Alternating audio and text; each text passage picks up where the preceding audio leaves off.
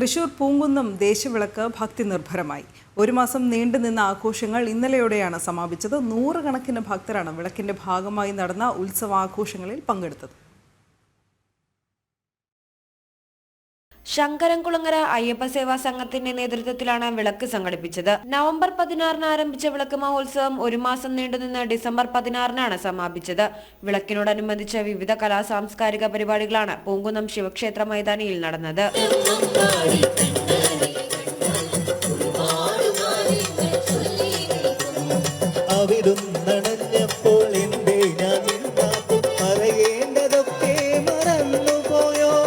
സമാപന ദിവസമായ ഇന്നലെ ശങ്കരൻകുളങ്ങര ക്ഷേത്ര സന്നിധിയിൽ നിന്നും വൈകിട്ട് ഗജവീരന്മാരുടെ അകമ്പടിയോടെ നടന്ന വിളക്കെഴുന്നള്ളിപ്പ് ഭക്തി നിർഭരമായി. താലങ്ങളും നിരവധി ക്ഷേത്രകലകളും എഴുന്നള്ളിപ്പിനെ മാറ്റുകൂട്ടി.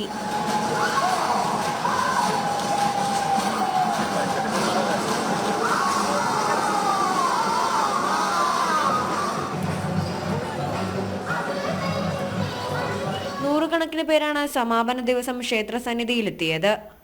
ജനം, തൃശൂർ.